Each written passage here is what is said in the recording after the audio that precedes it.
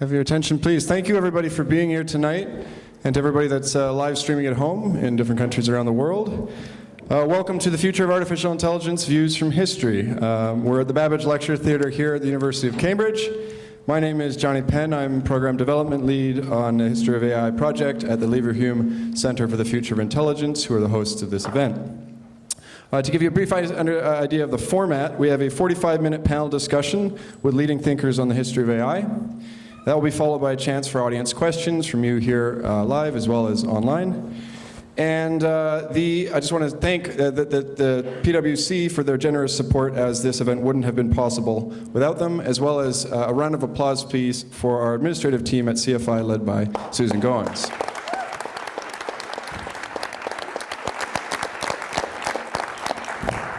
All right, so why am I holding a weird necklace in my hand? I'm going to give you a quick description, then send this off. In the final week of November 1958, 60 years ago this week, a mathematician named John McCarthy arrived in the UK to present new research at the Symposium on the Mechanization of Thought Processes. 3 years earlier, McCarthy and his colleagues had coined the term artificial intelligence and assembled the field's initial membership. McCarthy's talk, Programs with Common Sense, helped to establish the field of AI, along with papers given by his contemporaries. Now, there are many origin stories for what we call artificial intelligence. This is one of them. We could, to take it further, trace forward in time from the 1950s to today, identifying milestones that show the provenance ideas that gave way to current trends. This is the history that AI researchers today often tell about their own field. There are other stories that we could tell about the past as well. If we return to the 1958 symposium, and this time turn our eye not to I've got too many things in my hand here.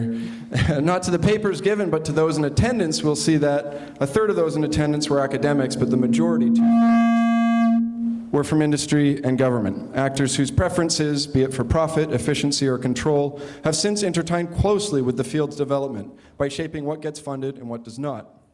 This story becomes rich and more complicated as the closer we look at this history. Other examples of things that we may not have noticed, as a kind of trivial but perhaps important example, is that McCarthy, the man who coined the term AI, showed up in a hyper-Californian clothes with a necklace of big beads, just like this one. Didn't know I was playing assistant. Yeah, thank you. Thank you, Sarah. McCarthy's father was a Marxist union leader, his mom a Marxist suffragette, and both he and his brothers were active communists during this early point of his life. And I ask, how does knowing this change the way in which we think about the history of this field? This is one of many open questions, such as the woman that owned this necklace herself. Sorry, I might ask your help one more time, Sarah. Thank you. The woman's name was Alice Kate Hartley, whose estate permit me to share this artifact with you tonight. She was a developer of the Lisp programming language, which became the lingua franca of AI research. As in other areas of the history of computing, Alice's contributions have been neglected, such that we're stuck with the mythology about women perhaps not liking computing or not playing important roles in its development. The historian Mary Hicks has showed by analogy that our memory of figures such as Alan Turing has been tinged by notions of heroic gestures that it's believed that women didn't take a part in the past. For example, when we talk about Bletchley Park and what that group accomplished, we think of Alan Turing as an individual and not the 1,000 women technologists whose labor decrypting code behind him helped him to do what he did. This new History of AI project at the Leverhulme Centre for the Future of Intelligence aims to historicize artificial intelligence and intelligence systems more generally via events like this. And I am thrilled to have a panel of world-class experts here with us tonight. We look forward to adding to this roster in the future by supporting scholarship on the history of race, gender, sexuality, colonialism, indigenous studies, and other areas of research that shed light on how power moves through science and technology. Our hashtag for tonight, all-important hashtag, is 60 years from now. One lesson that we can take from the 1958 symposium is the role of audacity in creation. To dream about what is possible and then to create it. AI researchers use the tools of science, mathematics, and logic. We, in our own way, use our tools as historians to understand and ask questions about the past. The purpose of the event is not to shut down dreams, but to think boldly about the future that we can have. So with that, I would like to introduce the Director of the AI Narratives and Justice Program at the Leverhulme Centre for the Future of Intelligence, Dr. Sarah Dillon, who will chair this evening's discussion. Please join me in welcoming Sarah and our panelists.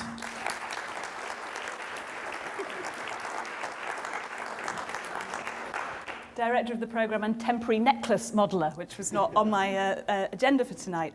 Brilliant. So, as Johnny has said, this week in 1958, a group of scientists were meeting at the National Physics Laboratory. Is my mic on now? National Physics Laboratory in Teddington, for the first international symposium on artificial intelligence. And gathered in the room were figures who've become key protagonists in the official history of AI. John McCarthy in his fantastic necklace, Marvin Minsky, Oliver Selfridge. Now, some of you may not have heard of these names, but in a mere 60 years, their research and the field it founded has transformed our lives dramatically. You may also never have heard of Teddington, to be fair. Why would you, unless we have someone in the audience who hails from Teddington. But its other claim to fame is as the site of a famous suffragette arson attack, which burnt out 3 compartments of the 9:15 train from London Waterloo in 1913. I wonder if they were doing the kind of work that McCarthy's mum was doing on the other side of the Atlantic. Teddington is therefore no stranger to wrestles with power and to political action. But how about the field that it helped found? What kind of power dynamics have operated around intelligent systems? What does a political history of AI look like? And what does the view from history tell us about our AI future? Joining me this evening are 5 people who could not be better qualified to answer these questions and more. Maggie Boden is Research Professor of Cognitive Science at the University of Sussex. Her many books on AI include The Creative Mind, Mind as Machine, and AI, Its Nature and Future, and her work has been translated into 20 languages. Murray Shanahan is Senior Research Scientist at DeepMind and Professor of Cognitive Robotics in the Department of Computing at Imperial College, London. His publications span many fields, including AI, robotics, and machine learning. He's also very active in public engagement and was the scientific advisor on the film Ex Machina. Pamela McCorduck is the author of many books. We've got many books amongst our presenters tonight, including Machines Who Think, which was the first and still arguably the foremost modern history of AI. And her new memoir, This Could Be Important, My Life and Times with the Artificial Intelligentsia, I like the pun, is published in 2019. Nathan Ensmenger is the chair of the informatics department in the Indiana University School of Informatics, Computing and Engineering, and the author of The Computer Boys Take Over. His research focuses on the social and cultural history of software and AI, in particular in relation to questions of gender and identity. And on the end there, last but most definitely not least, is Simon Schaffer, Professor of History and Science here at the University of Cambridge, and a world-leading expert on the political history of intelligent machines. His study of the provenance and design of Henry Babbage's models of the difference engine will be published next year for the Whipple Museum of the History of Science. Murray, I'm going to start with you because I believe you have a personal connection to Teddington, and not another necklace, possibly. But could you tell us a little bit about that connection and why that gathering is such an important milestone in the field? Yeah, certainly. So can you hear me okay? Is this, yeah? When Sarah was making her introduction, she said many of you may not have heard of Teddington, but I was in fact born just pretty much a stone's throw from where the conference was held, from the National Physical Laboratory. So I was born in Hampton, Middlesex, a stone's throw from NPL, and indeed a stone's throw also from where Alan Turing stayed when the house that he lived in, which now has a blue plaque, while he was working at the National Physical Laboratory. And when I was an undergraduate at Imperial College, I haven't moved very far, as you can gather. When I was an undergraduate at Imperial College a very long time ago, in the late 80s, I spent 2 summer jobs working at NPL, which was a lot of fun. And when I first arrived, you had to sign so it was at that time it was a completely part of the civil service. It was absolutely a totally government organisation, and you had to sign the Official Secrets Act. So that was the first thing you did when you became an employee, even as a summer student. You signed the Official Secrets Act, which said that, you know, if you gave away any of their secrets, then you'd be shoved in prison and hanged or something. And as soon as I'd signed the Official Secrets Act, I was allowed to get a library card and use the library. So I went straight to this little library, which was this sort of hut-like thing.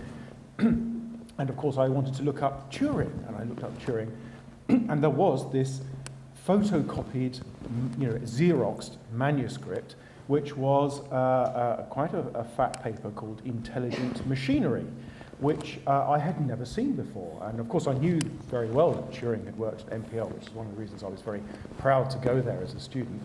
And I sat in the library and I read this Xerox thing. I thought that I was discovering something that was, unknown, that it was just tucked in the library in NPL.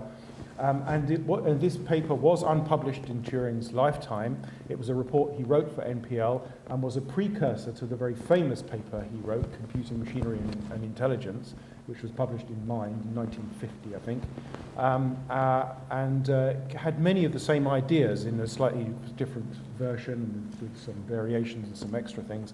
And I sat there and absorbed this thing, reading it in NPL. So I feel a kind of personal connection with NPL, well, as a former employee. Brilliant. Simon, I don't know if you have a secret personal connection with Teddington and NPL, but how might the Teddington event help us to start thinking about a political history of intelligent machines? Yeah, so one connection, Murray's already begun to talk about it, is just to think about the location of the meeting. Why the National Physical Laboratory?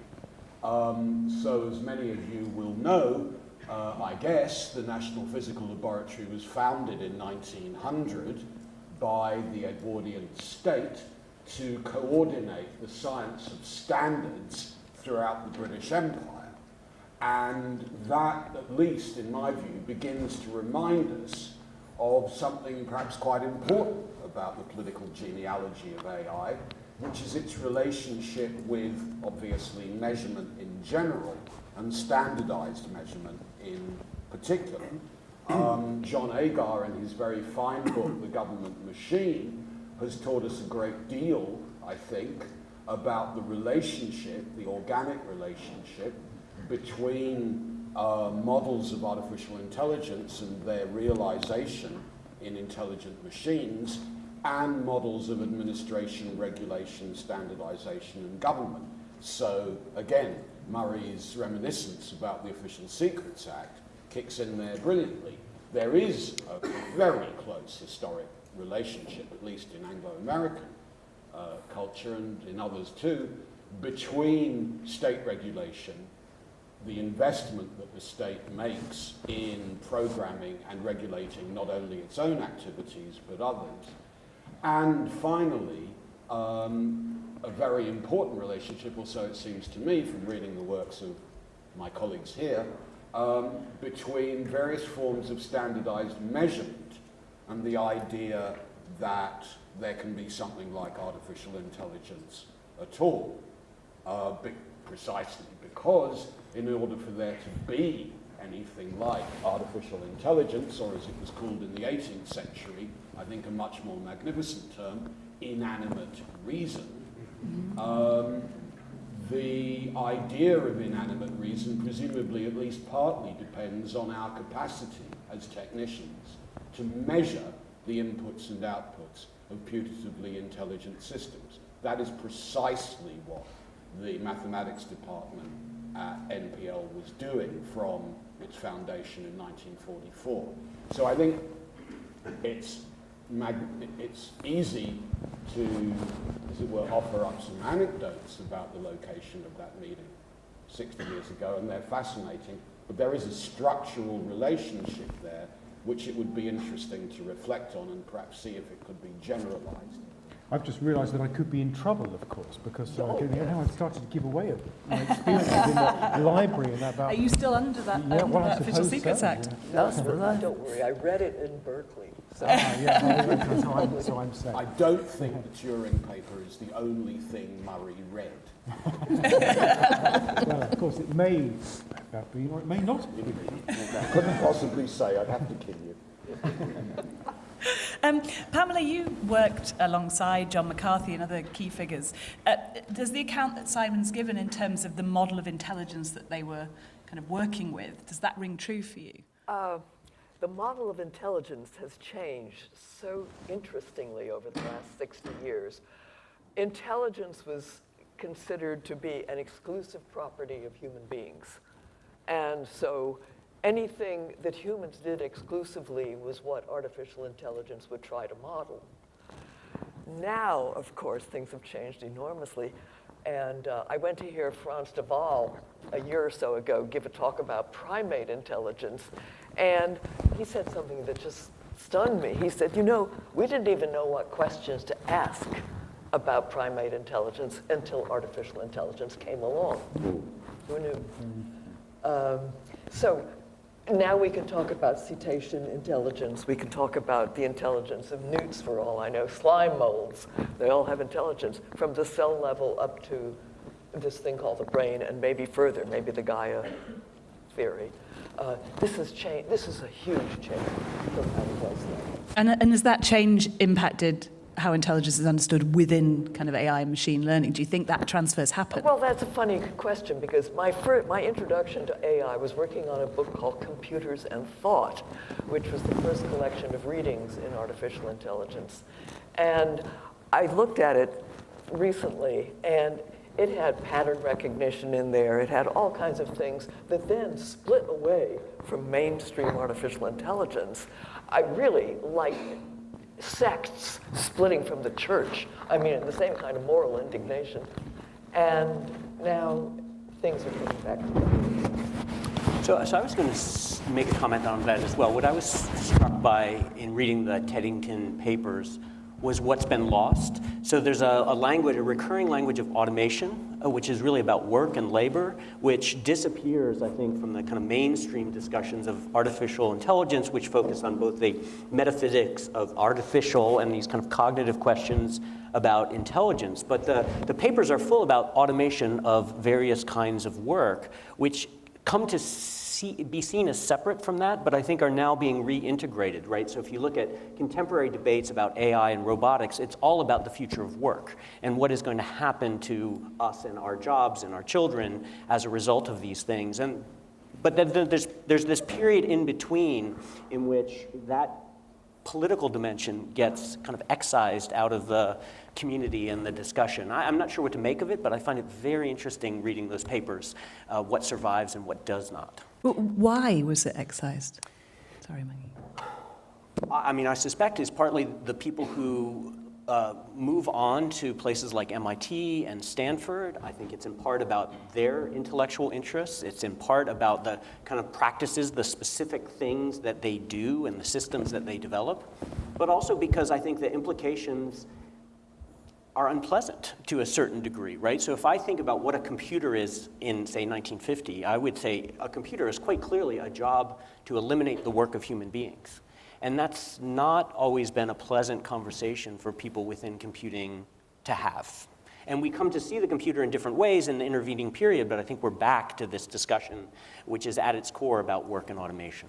Maggie, did you want to come in? Yeah, well, Donald Mickey, he actually worked as a young man, he was 18 at Bletchley Park, alongside during the Not in the Same Hut. But he was the first person to establish an AI department in Great Britain, up in Edinburgh. And in the late 60s, he tried to persuade his mates, who were Newell, Simon, McCarthy, Selfridge, and a couple of other people, to meet at the Villa Serbelloni in Italy, the Rockefeller-owned place, wonderful, wonderful place, to have a seminar about social implications of AI. And I've actually, seen the actual correspondence that he had between all these people. Well, John McCarthy refused to go. The others went.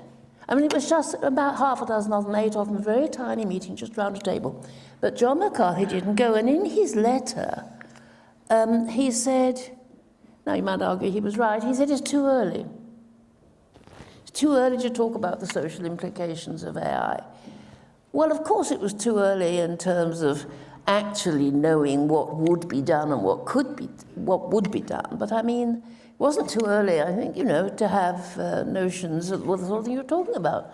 And interesting, because yes, he was a Marxist and a communist and so on, but he wasn't interested in that issue, apparently, or at least he wouldn't actually engage in this meeting, which I've always thought was very interesting. Maggie, the kind of model of intelligence we've been talking about, does that fit with how you understand what intelligence means within this history?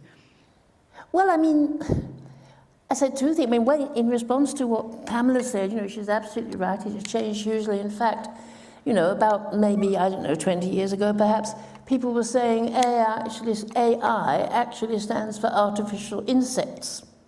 And the reason that they said that was that so-called situated robotics had started up and had taken huge numbers of ideas from insects and from the neurophysiology of insects, cockroaches and so on, people like Randall Beer. So there's that. But one of the things I think so interesting about that meeting, that 1958 meeting, is you've got several absolutely classic, really, really seminal, influential papers there of very different sorts of AI. You've got the Go-Fi, the symbolic AI stuff. You've got Frank Rosenblatt, perceptrons. You've got Oliver Selfridge. Hugely influential and very, very different. And in those days, of course, people were talking to one another. Then you've got a schism. And you've got people thinking, oh, my way is the only way, our way is the only way of doing it, and their way is not the right way of doing it. But it hadn't happened yet.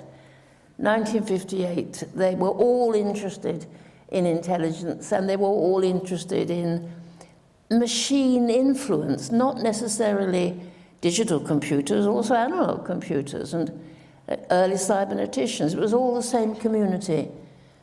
And to some extent, I suppose you could say that's still true, but I think there isn't the lack of respect now that there was for a number of years. I just think it's a matter of pragmatics. I mean, if you've spent all your years in your career looking at symbolic logic and doing that sort of thing, you haven't been looking at Boltzmann equations and so on, whereas if you've been doing that, completely different. So very different sorts of expertise. I don't know if you'd agree, Murray. Completely, yeah. I mean, I think it's astonishing actually looking at some of those classic papers, particularly the ones that I find particularly remarkable are John McCarthy's and Oliver Selfridge's papers, which really describe, they predict entire subfields of AI, entire paradigms actually, not just subfields, and they still seem terribly applicable to today. In fact, I before this meeting, I took the opportunity to reread Oliver Selfridge's paper about so-called pandemonium architecture that he describes. And it is astonishingly contemporary because he basically describes, in outline, he describes the kind of gradient descent learning that is at the very heart of the contemporary revolution in machine learning that's the reason why this kind of meeting attracts so much attention.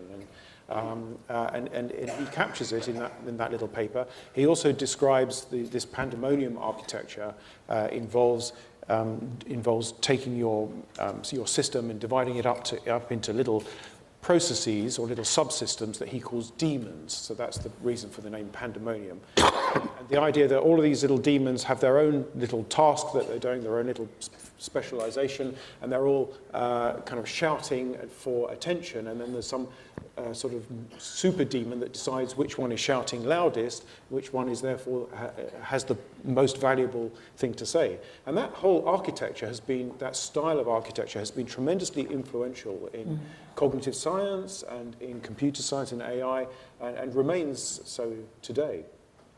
Yeah, I could go on at some length about that paper and McCarthy's as well, but maybe we should come back to that one later. Simon, we've heard about intelligence linked to insects and demons. Does the kind of model of intelligence that people might have been working with exclude certain types of people? Yes, in two ways. I mean, one way we've already begun to talk about, which is this question of what you might call the strangely absent guilty conscience of certain projects in AI that we mentioned earlier. That's to say, if the project is somehow to do with displacement rather than collaboration. If that's the model in any sense, then there are implications, there are obvious implications. They've been much discussed, in fact, it seems to me, in the last quarter of a century around political economy. On the other hand, what interests me most, like Murray, going back to read again the 1958 proceedings, is indeed the enormous breadth of topics that seem to be appropriate to this theme and the fantastically restricted social model that dominates most of the papers. So there's this very interesting tension inside all of the debates, including the ones on biology, where, say, Richard Gregory spoke magnificently. There, what's being excluded is not just, and this I thought was a very good point, animals and primates in particular, but the principal form of reflection, which was in order for a device to seem intelligent, certain kinds of labor, certain kinds of work, and above all, certain kinds of history, as we might say, have to be bracketed off. They have to be neglected in an extremely consequential way, which is why I think the analogy with Milton's Pandemonium is so rich in Selfridge. What kinds of labour and history specifically? Well, for example, there's almost no discussion in 1958 whatsoever of industrial automation, which is very, very striking. Automation, precisely, focuses almost exclusively, not entirely, but almost exclusively, on what you might call discretionary, higher order kinds of institutional functions. So there's a great deal of discussion of bureaucracy, right? In other words, what you might call the front line of the intelligentsia. The people who've passed the civil service entry exam are under threat, and as Turing predicted, they will surround their work with an immense amount of gibberish in order to defend it against replacement or automation. The bulk of work that was going on in this vast military industrial system on which Teddington relied and which it contributed to is by and large ignored completely in those debates. That's very striking. I don't think it would be, I mean, clearly it would not be like that now, and for reasons that have already been given. The change in the semantics of intelligence is always also a political change, I think. Nathan, you're nodding. You agree? Well, yeah, no, I agree. I was also thinking of a more contemporary case. So I've been paying a lot of attention to autonomous vehicles right now. So in the ebb and flow of AI, as AI becomes sexy and popular, I think we're sexy right now, so we'll hold on to that for a little bit.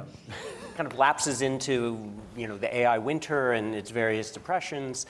The current moment is very much about autonomous vehicles, and so I've been thinking a lot about how do these vehicles actually work, as opposed to how are they represented to work by companies like Tesla. And for companies like Tesla, these are kind of autonomous devices, AI kind of creating a mapping, an ontology of the world that they're then navigating. But when you look at how those vehicles actually work, it's not at all like that at all. And so one of the many things that they're dependent on has been almost the kind of complete reconstruction of Mountain View, California, to be a safe place for these vehicles to navigate. And that includes highly detailed mapping, far beyond what Google Maps does, for all of us, that has to be done by human beings. That's gone. In every account of the time that I drove in an autonomous vehicle, they never mention the person who's sitting next to them with their hand on the button that stops the vehicle if something goes wrong. They don't talk about the pedestrians. They don't talk about the other drivers. They don't talk about the city managers who kind of made certain laws or changed the nature of certain intersections, right? These are all forms of labor that are absolutely essential to creating the kind of infrastructure of smart cities that we abstract to AI systems. And we talk about the people at Google and Waymo and other places. And so that's the kind of labor that gets lost, I think, when you focus on a really particular aspect of this larger system of automation, mechanization, industrialization. I love mechanization of thought. It's so much better and more meaningful to me than AI. Pamela, I know that Grace Hopper was at the Teddington event. Do you know, were there many other women there? Where? At the Teddington event. No. And I certainly wasn't there. I was just this little elf getting together papers for this set of readings, and many of them were from these proceedings. Very, very significant proceedings, very significant meeting. I should say that 78% of, I looked it up, 78% of Teddington staff were women, but they were secretarial. Yeah.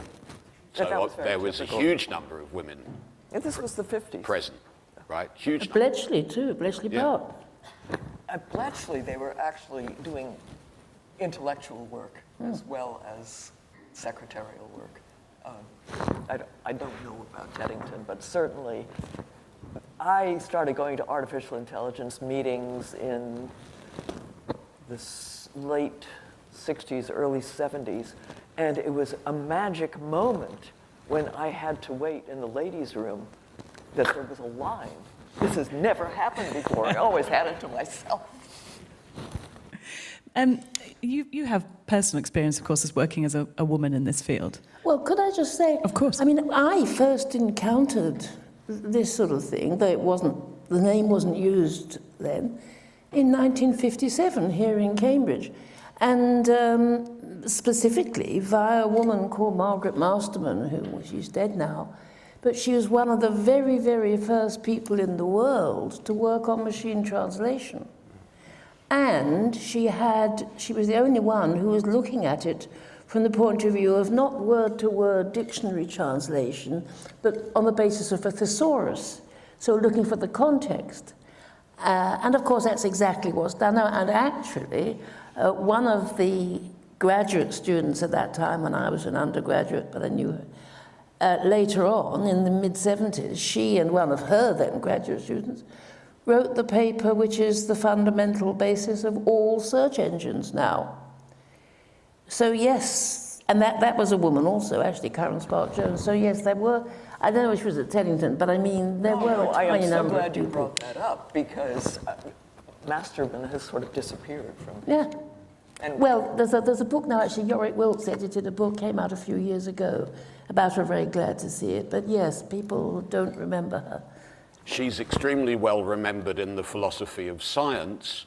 I'm not sure that the people in the philosophy of science know of her extraordinary contributions in translation, because she wrote an absolutely stunning paper at the end of the 1960s on one of the very first conferences on T.S. Kuhn's Yes. Structure of Scientific Revolution, in which, and there is a resemblance here, there's an obvious connection, she went through Kuhn's text and derived the, I can't remember, 17. 22 meanings of the word paradigm that Kuhn uses. We always cite Masterman on that. I don't think we associate it, we should, with her work on how machine languages work. That's a very interesting connection between the deconstruction of the term paradigm and that aspect of early AI. I think that's fascinating. Murray, are the technologies that the kind of worldview behind AI, are the technologies that it's creating worth it? Do the ends justify the means? Oh, what a horrible question. I was friends with Murray before this, I might not be now. Are they worth it? I have no idea. I mean, I wish I knew where we were going in history with this technology. And I think it's an enormously powerful technology. I don't know where we're going with it. It's buffeted around by all kinds of political and economic influences. And I think, only history will tell.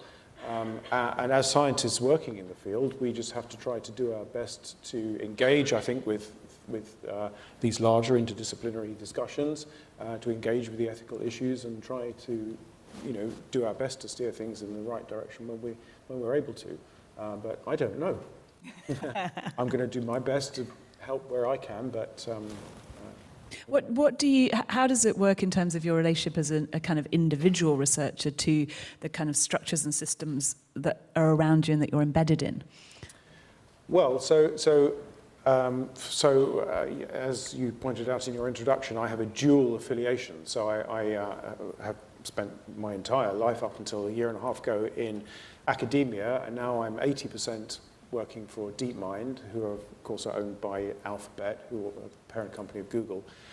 So I have this kind of dual affiliation. And so I guess the question is very different in both those cases. So certainly within academia, then it used to be the case that ideally you were driven by intellectual curiosity, and when you were doing AI, you were as much driven by a curiosity about understanding the mind and how the mind worked as you were in building artifacts. But in the spirit of refinement, if I only understand something properly, if I can build it, the thought is that by building things, then we really understand them. So that was very much, that kind of intellectual curiosity is what drives and drove people in academia. Now, unfortunately, academia has become increasingly corporatized, so it becomes harder and harder and harder as time goes on to pursue your research interests. And ironically, I've ended up where I'm able to pursue my research interests, and I'm given complete freedom in a corporate research lab. So now, of course, it's a corporate research lab, and like all corporations, they're interested in making money. But nevertheless, my present position is that I'm able to pursue research for its own sake in this very kind of pure form, in that context. Pamela, I'm going to ask you the same mean question. Do you think the kind of ends justify the means? Do I think? The ends justify the means. That isn't. I'm not going to ask everybody. I'm just picking on you two. You may as well look at the entire history of technology, or even pre-technology, and say, we should never have given up the cart and the horse. Yeah, and fire was a bad idea.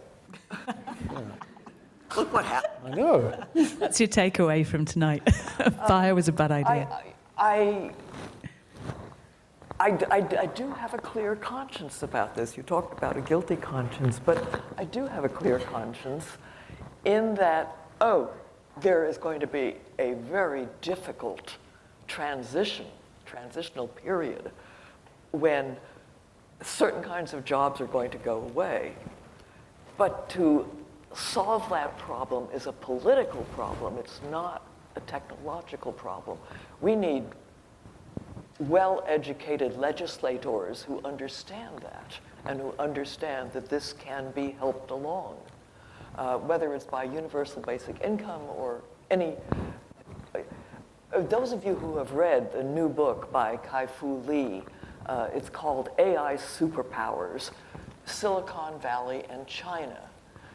And what Lee says is, hey, never mind the West and China, we'll get along fine.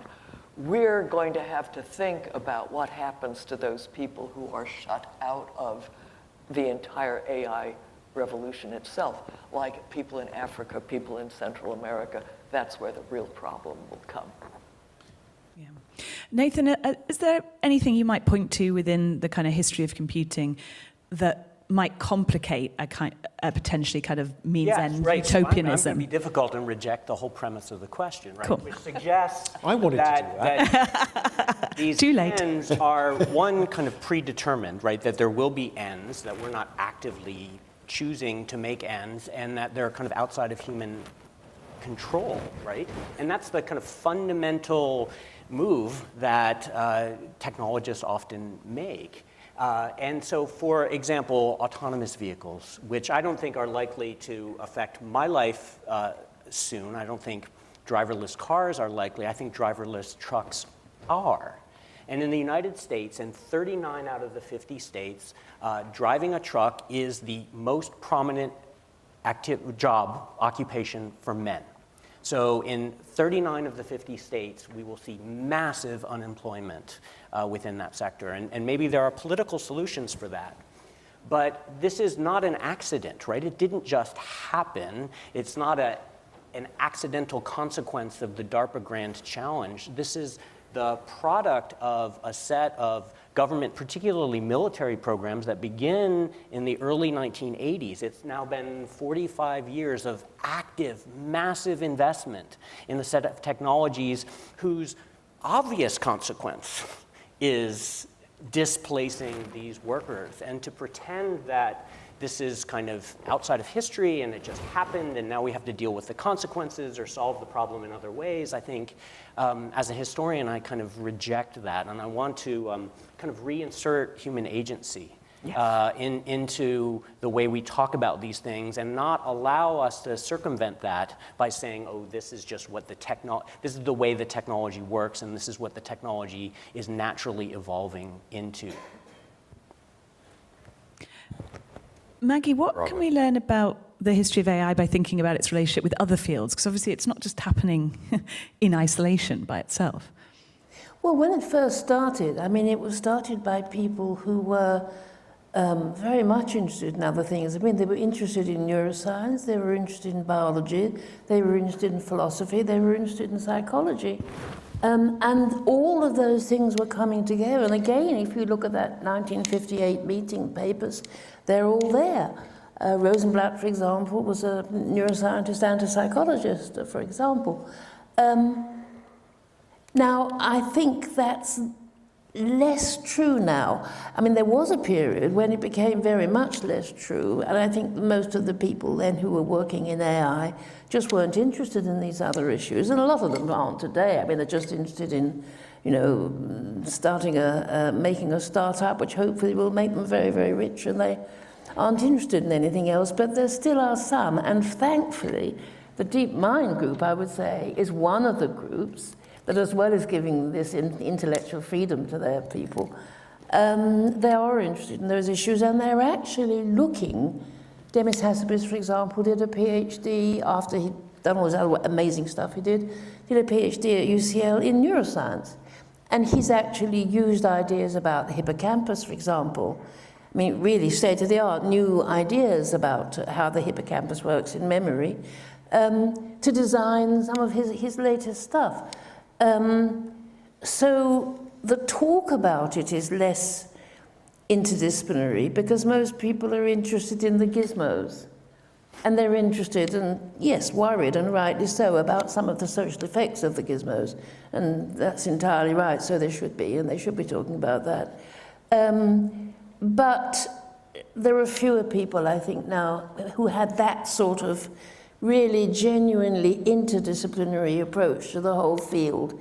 You could argue, well, it's not surprising, because nowadays it's so much more complicated if you're actually going to do it, not just read about it and talk about it.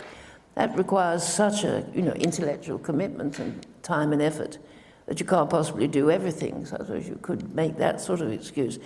But I think in that sense it's got less interesting in a way. So there's other fields that maybe need to be pulled in to understand the history of AIs. Simon, are there other histories that need to be pulled in as well? Yes, absolutely there are. I mean, we've started to point to them in our conversation already. There are obviously histories of labour that are required, and I think that what Maggie's just said about interdisciplinarity has to include those kinds of contributions and reflections as well. Similarly, there are presumably histories of the brain and of the intellectual, both as objects of scientific inquiry. I'll need three hands. As objects of scientific inquiry, as objects of therapeutic intervention, and as objects of what you might call social triage. We're talking about something like the mechanization or automation of a series of functions which have, in our culture at least, for a very long time, been used to establish all sorts of social hierarchies, mainly for ill, including racial, gender, national, and class hierarchies. And not to register those very complicated and in some cases obviously very threatening histories seems to me to would be a grievous mistake. The final thought under that heading might be something like this, that the very idea of the mechanization of thought might depend on certain rejections of historicism. There might be a constitutive fact of the matter about the enterprise of thought mechanization that makes it peculiarly necessary but peculiarly difficult to incorporate historical reflection at all.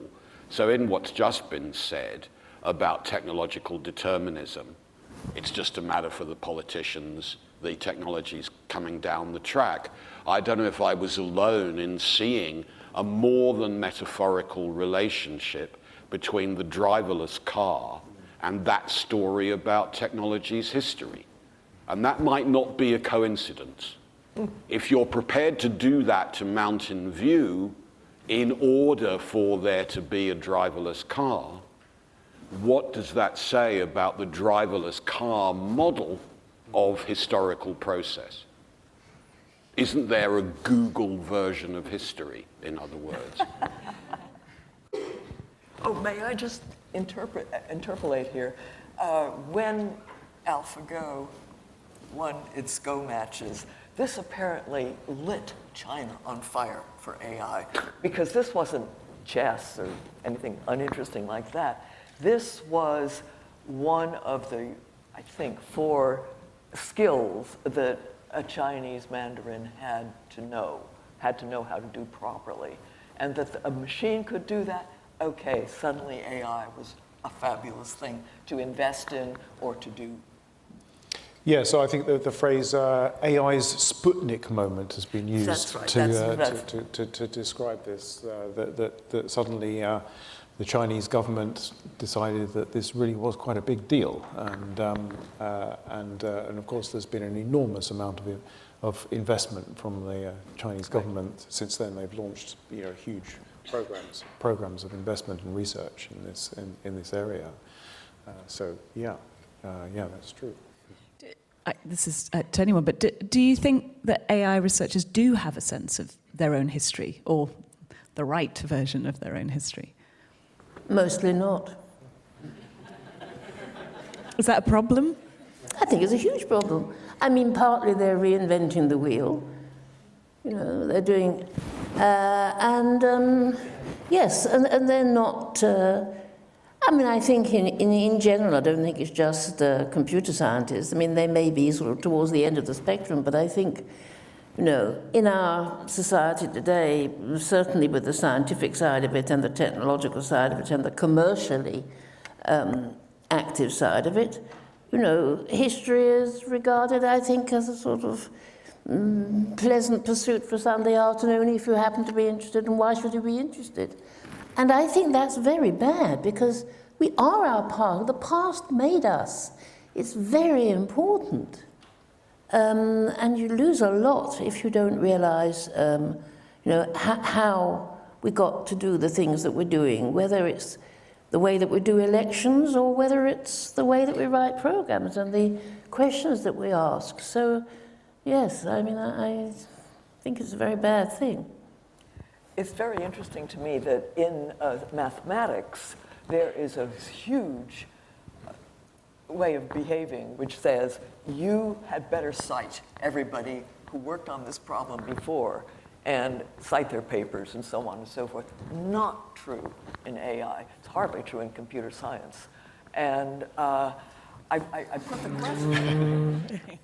I would dispute that. I have to say, I think as somebody who writes papers all the time, you're constantly being pulled up short for not doing your scholarship appropriately. But I will agree to an extent that I think the horizon only goes back a certain amount of time. So if there are deeper roots to something, then often the scholarship will stop at a certain point, and so yes, half agreeing. Good enough. So Murray, would you think, for example, that the people who are working in kind of agent-based reasoning would cite someone recent in that they wouldn't cite Selfridge's paper from 1958, right? That they wouldn't Yeah, I even would. know It's the about kind of thing I would do. Right, but But that's yes, what you it mean would by be- horizon, right? That's what I mean by, yeah. And sometimes, of course, you can get away with citing a history. For example, Jürgen Schmidhuber has done us a great favor recently by writing this enormous history of backpropagation and gradient descent learning. So all anybody ever needs to cite anymore is that one paper, which is terrific. Well, we don't want to cite one paper, and we don't want to only hear from me asking questions. So I'm going to take this opportunity to open the conversation to the floor. We have 2 roving mics. Please wait till the mic gets to you, because we are recording, and if you speak without it, we won't catch your audio. Once you've asked your question, please hand it back so we can move it on to another speaker and get through as many questions as possible. So we had a hand came up straight away here, and Maria, there's a gentleman there. Has anything been done over those 45 years to catch the truck drivers that'll be out of jobs in kind of parallel with the research that will make their jobs go away? And if not, like what ought to have been done, and what could we do now if it hasn't been done? Right. I would say no. So the question was about, so if kind of autonomous vehicles or autonomous trucking is the kind of end point of a long period of development aimed at accomplishing that goal, have there been parallel social or economic or educational developments aimed at meeting that challenge? And I would say no. Right, and it's partly the way we deal with the relationship with the private and the public, although in the story of autonomous vehicles, as in most of the history of computing, the central role of particularly the United States military is really hard to disentangle. So the public-private is more complicated, but no, I don't think there's any thought given to that. Can I just make a little clarificatory point about automation? Because I think it's easy to kind of conflate artificial intelligence and automation. Of course, there are many, many other kinds of automation that have gone out throughout history since the Industrial Revolution that are absolutely nothing to do with artificial intelligence.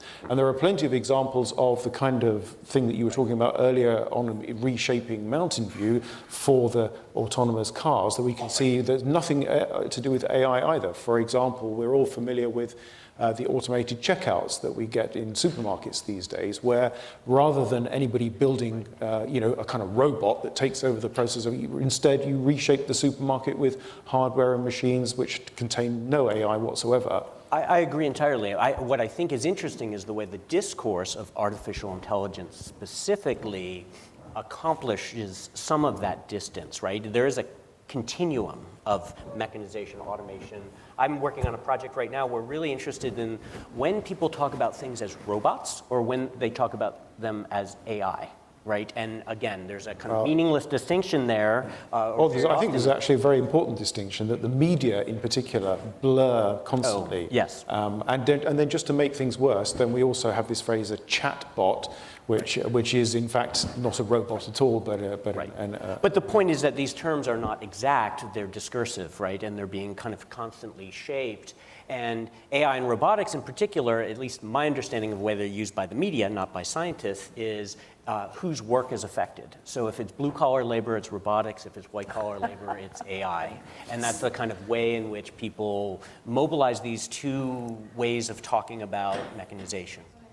Thank you. I was wondering if you could comment on how artificial intelligence will operates when interacting with natural or human intelligence. I'm talking about the kind of stuff that goes on when we're using our phones to search for something on the internet that we cannot remember, and this kind of outsourcing of our own cognitive capacities to these machines, right? Because this is another way in which labor is changing, not only by simply tossing the function to the machine, but actually sharing it. Or I was thinking about Douglas Engelbart and his paper on augmenting human intellect and that kind of stuff. Thank you. I think it's worth saying in response to that of course when printing became widely used, mnemonics, these wonderful mnemonics that people used to use and rely on, died out really. I mean, it's just a few cultural historians now who know about them and a few people who are stage memory people. So we can lose the skills that we don't use if we hand them over to some other, whether it's a printed book or in this case AI. So that worries me a bit. Another thing that worries me about this is to interact with these things that we've got today, the systems we've got today, particularly I'm thinking in terms of natural language using systems, for example. We have to change the way that we speak because they can't handle fancy syntax.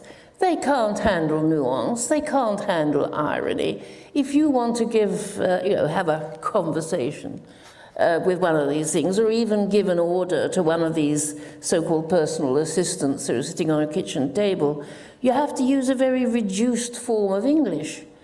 And I really worry and I don't think that natural language processing is going to advance far enough, fast enough, for us not to be the case for a very, very long time, And I think, if young children are brought up, which in some households they might be, with very much a preponderance of their language use involving these sorts of AI systems, I think that our understanding of language, our use of language, our appreciation of language is going to really be damaged, and it worries me.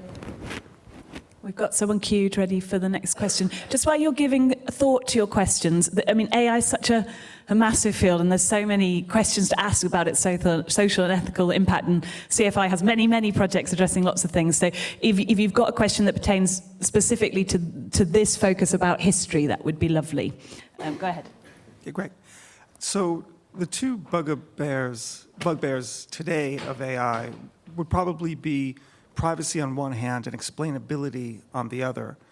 Were those issues relevant 50 years ago to the founders, to the pioneers of it? And if so, what were their answers? And if they were to add, would they have added one or two others as bugbears at the time? What would they be, and why aren't we talking about them today?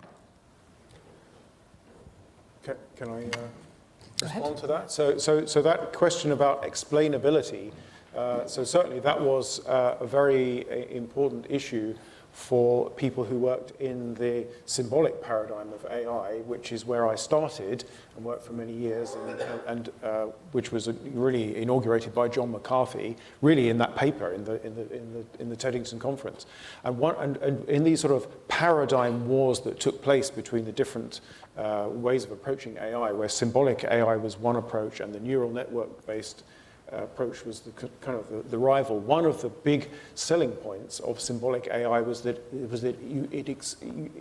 was humanly comprehensible. It was following, reasons that were expressed in a kind of language-like way and in a logic-like way, whereas a neural network was opaque in the way it worked. And that was the kind of argument that people would use against the neural network approach.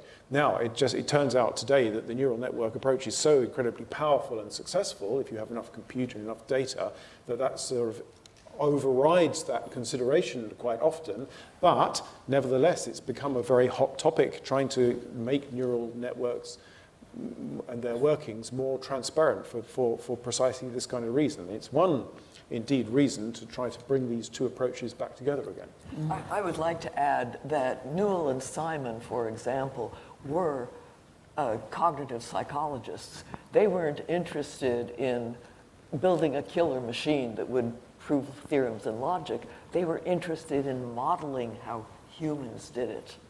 So they got a lot of flack from the logicians who said, we can build a machine that can do it much better than that. And no, that was not the point. The point was, here was something that could model certain kinds of human cognitive behavior, which we'd never had before. So my main question is for Simon about his initial remarks about NPL. But before I do that, I want to tell you a very brief anecdote that relates to what was going on. Very brief. It'll be very brief, Okay. yes. So I was in my first semester of teaching in 1980, and I heard the telephone ring up on my third floor walk up. I ran up the stairs, breathlessly got to the phone, and somebody started asking me questions immediately about the history of Turing and von Neumann, which I had just finished writing a dissertation about. I didn't know who it was at the time. And as the conversation became almost 2 hours long, it was increasingly difficult to ask who it was I was speaking to on the phone. Only later, 3 weeks later, did I learn that it was John McCarthy, who was abidingly interested in the history. So the question for you, Simon, has to do with the fact that in the United States, in 1950, the National Bureau of Standards was given the mandate for being the advisor on all matters computing in the United States. It lost this mandate 2 years later because of the famous battery acid scandal. But what is it about standards and such that this would be the place in the government that one would point to have these kinds of expertise? It's a great question. I'm tempted to say the association is simply that it's the thought that counts. What I mean by that is that there's something like, you can see this in the history of the NPL very clearly, and to a certain extent in the Bureau of Standards Commission, there's something that we might want to call, but we probably don't want to call, cerebral metrology. In other words, the science of standards applied to the outputs of brains. And if one took seriously that kind of model, it would massively lengthen the genealogy of this kind of enterprise, because it would associate it more firmly, and I think historically much more accurately, with, for example, practices of insurance, of fiscal rectitude, which we've already talked about, with the invention of IQ at the start of the last century by, first of all, a group of German psychologists, and then famously by Terman. It would associate the history of AI, I think very intriguingly, with the history of examination. It seems to me that in all sorts of ways, the history of this kind of enterprise is an episode in a much longer history of the public administration of testing. The significance of Go as one of the 4 accomplishments of the Mandarin is umbilically connected with the importance of the public examination in Imperial China and the production of that kind of literatus, that kind of intellectual class. In this country, the invention of the very term intellectual aristocracy coincides precisely with the most important institutionalization of some of the early programs to mechanize thought. They go together. So it's no coincidence, as my comrades used to say, that it's standards institutions. It's institutions that are charged with maintaining the external world so that technoscience can function there. That's what standardization does. That's what's happening with the driverless car. It's an extension of practical metrology into an environment so that these devices can function there. That's always been the function of metrology. So I'm not surprised that it was Teddington or that it was the mathematics department.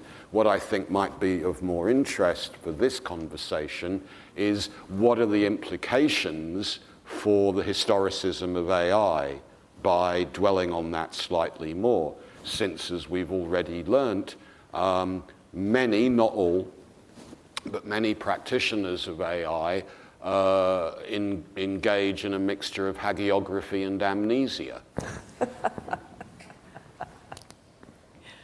And that was a wonderful anecdote. Thank you. We have a question keyed up there. Thank you. Will AI become a national competition, or is it already a national competition in terms of, as you mentioned, Chinese government's huge investment in AI?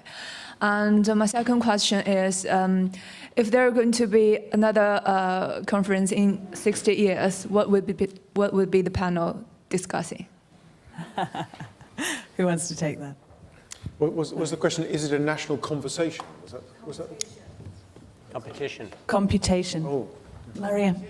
Competition. Oh, I see. So Competition. certainly, Yes. historically, that has been true, right? So the close ties between artificial intelligence and various kinds of military activities. In the late 1970s, there's concerns about Japan. There's the Fifth Generation Project, which is a direct response to the perception that the U.S. is falling behind Japan in terms of AI. Today, we have China.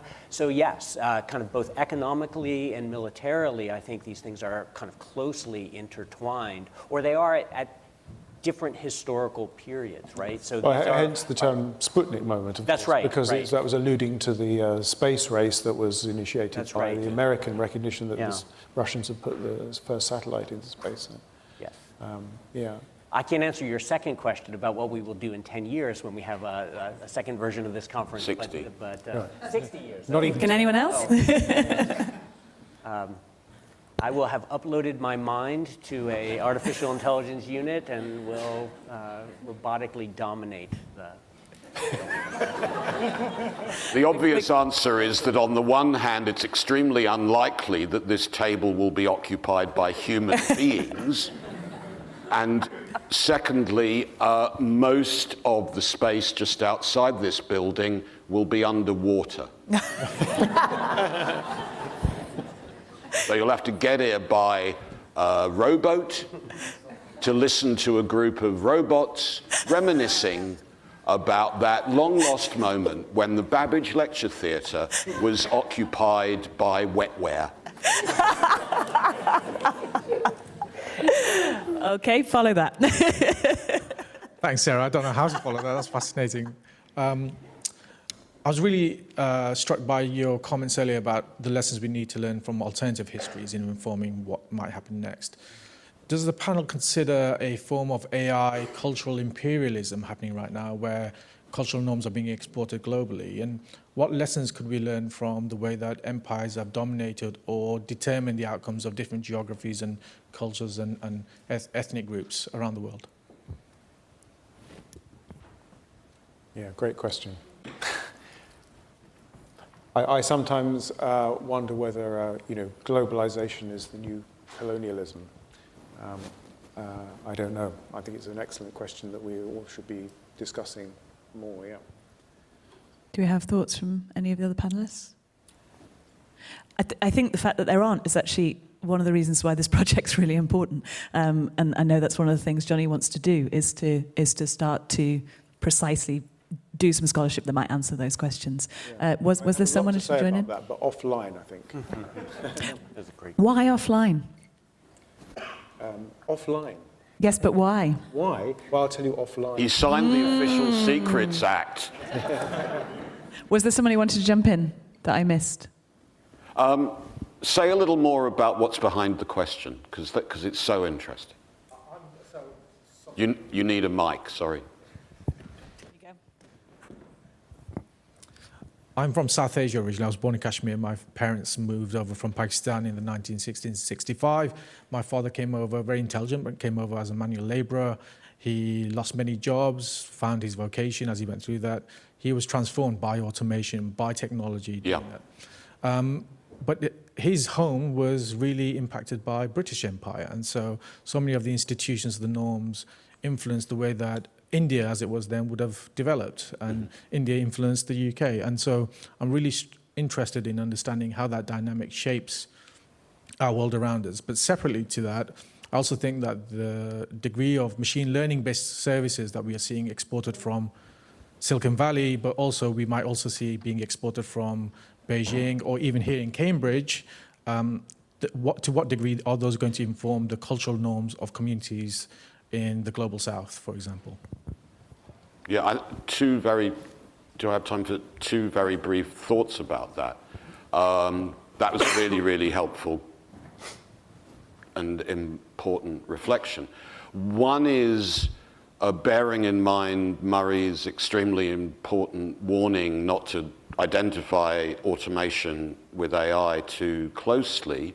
Robots are blue collar, AI is white collar. The history of automation in general and automata in particular in this culture is absolutely tied up with the history of Orientalism. It is no coincidence, again, that the representation of the robotic and of the automaton is so frequently in the classical period identified with, sometimes explicitly identified with, Western ideas about the East, specifically about South Asia and East Asia, and then Turkey. Automata appear as Easterners. Easterners, racists argued, wish to make us into robots. They are robots because their culture is so fatalistic. All of those themes for centuries were built into a highly imperialist, highly colonial, highly racialist discourse on what an automaton is. It's why the chess player's a Turk, for example. The second reflection might be that, and these colleagues of mine are much more expert, to put it mildly, than I am on this, is we're extraordinarily familiar with the ways in which quite parochial forms of technology and language are represented over and over again as partaking of the universal, and then the failure to implement elsewhere is bizarrely blamed on the failure of that other place completely successfully to emulate the source community. So the political dynamics by which replication failures are explained away is part and parcel of the neo-colonial aspects of what you're pointing our attention towards, I think. Maybe also two quick responses. One is it's kind of obvious that any notion of intelligence is kind of situated culturally and otherwise, historically, and so it carries with it the baggage of the imaginers. The other thing, though, I think goes to this point about kind of what is AI and how does AI work and the conflation of terms within AI. A lot of what people talk about as AI is actually a combination of big data and machine learning, which tends to replicate and reinforce existing social structures, right? So we see this in the finance industry where big data is seen as something outside of human activity, but it in fact embodies a history of, say, racial segregation in the US, which then becomes embedded in the data, which is learned by the machine, which becomes an AI system that then allocates loans and other resources, right? And so the more we move to this model of AI being not kind of symbolic, not rules-based, but being based on some interaction with the world via big data, then I think you're going to find more and more of that replication of existing social structures and the push outward to other populations. Of course, many people will point out that big data and machine learning themselves are suppose some people will say, are just applied statistics, and I'm sure you could read something very sinister into that too. We've got time for two more questions, I think, which we have queued. One there and then one there. So I attended a talk by Mustafa Suleiman, the co-founder of DeepMind, on the impact of AI on healthcare at the Royal Society of Medicine, and he did mention some things on the need for a regulatory body, and you did also mention the need for well-educated legislators when it comes to AI. My question is, looking at similar scientific, well, not similar, but other scientific fields such as genetic engineering and the issues sort of surrounding human genetic engineering, are there similar red lines that should not be crossed when it comes to AI? I don't think that AI systems should be used to displace human carers for elderly people and lonely people and so forth. So there's a huge amount of work and research and money going into this at the moment, not least in Japan, but certainly not only in Japan. But I think it's a real affront to human dignity to offer somebody who doesn't have enough human contact, because the people they've made, their relatives don't visit. If they have any children, they don't visit.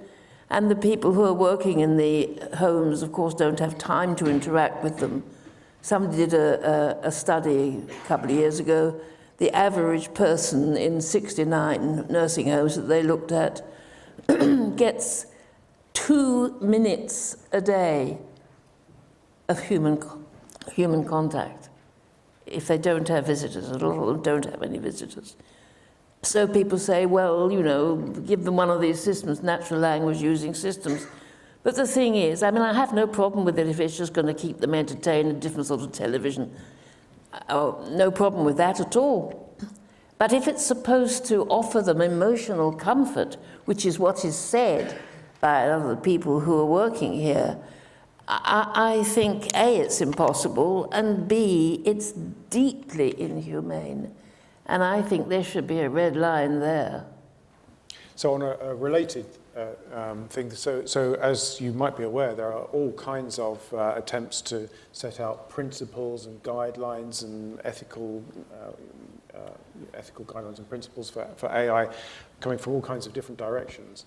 And a few years ago, I think you were one of the participants actually, Maggie, there was an EPSRC attempt to do this with Alan Winfield and Joanna Bryce and other people, and a little set of rules was presented there, and one of those rules I'm particularly attached to, which basically says that an AI system should not present itself as human. It should be clear that it is an AI system, so when you're interacting with an AI system that's what it is, and you're not deceived into thinking that it's human. And I think that's actually a pretty important guideline.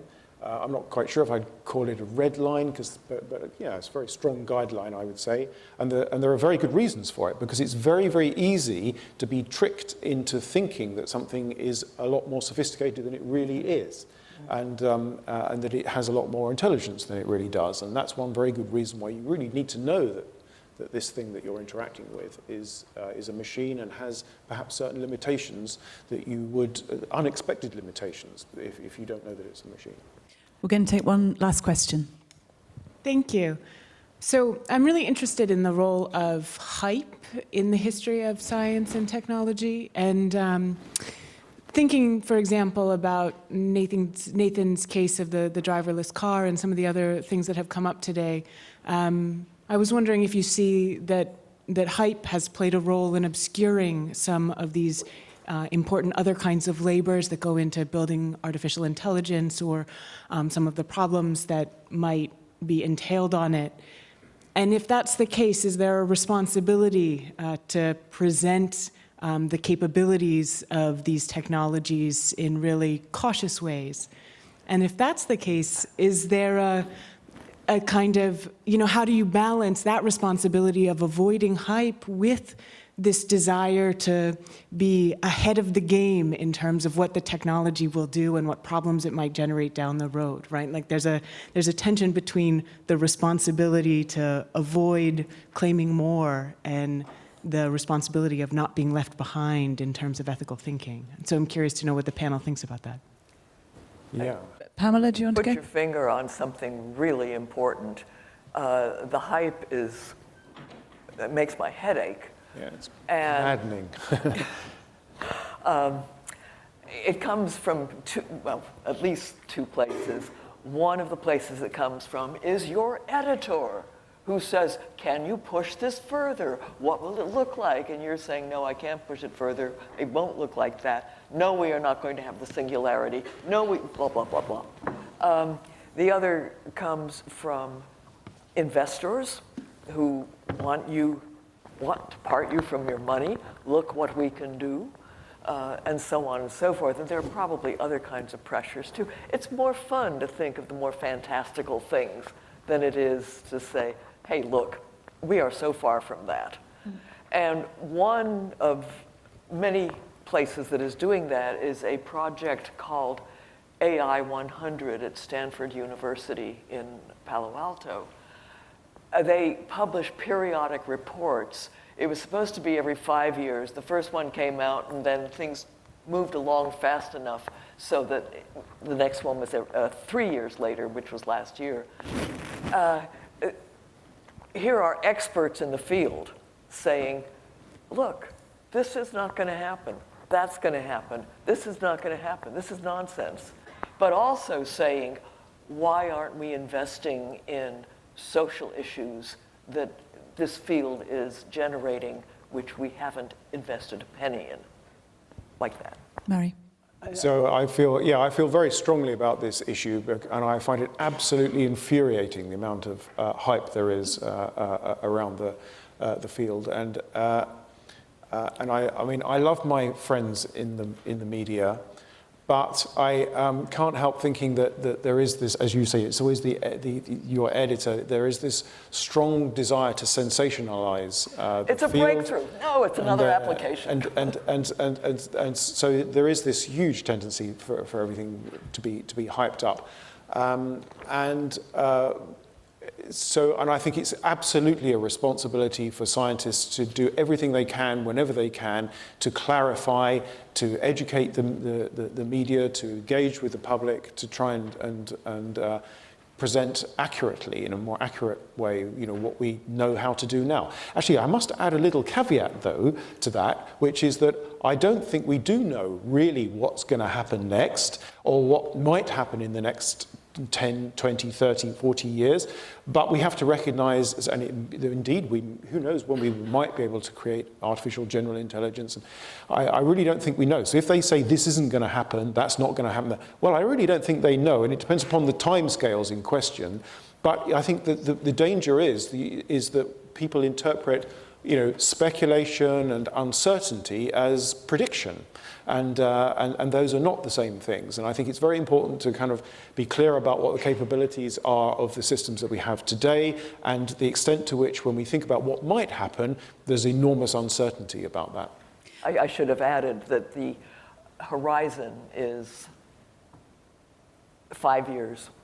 Yeah, not 100 years, because it's called the AI 100, but on that time scale, I think they would all admit that we don't. The reason it's called AI 100 is it has been funded by Eric Horowitz and his wife for 100 years, because they think this study is going to go on and on and on and have revisions and more revisions. So It'll be a very interesting historical artifact in 100 years' time. Well, hopefully, the more we learn about the history of AI, the more our speculations about the future might be verging on reality. Thank you very much for joining us this evening, those of you here and those of you who've been joining us online. And can you join me in thanking our panelists this evening?